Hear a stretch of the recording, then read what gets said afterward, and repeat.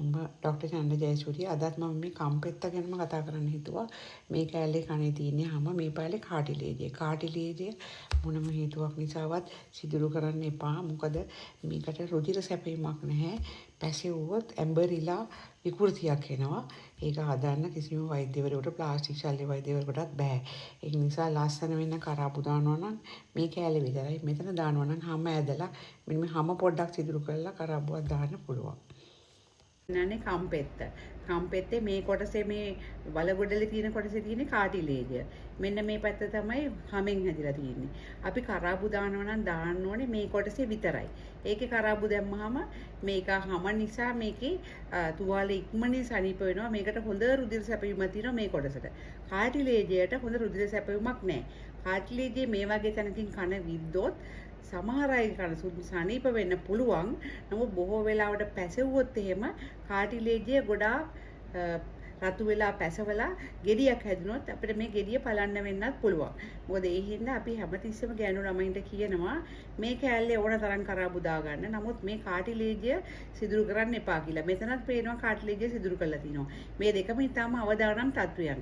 එතකොට ඔය කන් විදින තැන්වල සමහර වෙලාවට ඒගොල්ලෝ මේ හරියටම පිරිසිදු කරපු ඉදිකටු පාවිච්චි කරනවාද කියලා අපි දන්නේ නැහැ. ඒතකොට විස බීජයක් ඇතුල් වෙච්ච ළමෙක් ආවා මේ වගේ තැනක කන විදලා මේ සම්පූර්ණයෙන්ම මේ කොටස ගෙඩියක් හැදිලා. අපි ඒ ළමයාගේ වීඩියෝ එකත් ඔබට පෙන්නනවා.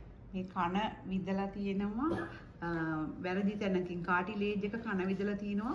දුව කවද්ද ඔය කන විදගත්තේ? 10 වෙනිදා ඔක්තෝබර් 10 වෙනිදා විදලා ඊට පස්සේ මේ කාටිලේජ් එක ඔක්කොම පැසවලා ඇබ්සෙස් එකක් හැදුනා. මොකද කාටිලේජ් එකට බ්ලඩ් සප්ලයි එකක් නැති නිසා ඒ තුවාලේ සනීප වෙලා තිබ්බේ නැහැ. මේ කම්පෙත්ත පියර්ස් කරනවා නම් මේ අපි මේ පෙන්නන මේ කෑල්ල. ඒ කියන්නේ ක්‍රියා ලෝබ් එකේ මේ හිල් ඕන තරම් විදගත්තට කමක් නැහැ මේ කෑල්ලේ. මෙතනින් උඩ මේ දැඩි කෑල්ල කාටිලේජ් එක කවදාවත් විදින්න හොඳ නැහැ. මේ පාට වෙනස් වෙලා තියෙන්නේ මේ කාටිලේජ් එක ඉන්ෆෙක්ට් වෙලා ඉඳලා තමයි මේ අපිට හොඳට පේනවා මේ ඩිමාර්කේෂන් එක ස්කින් එකේ.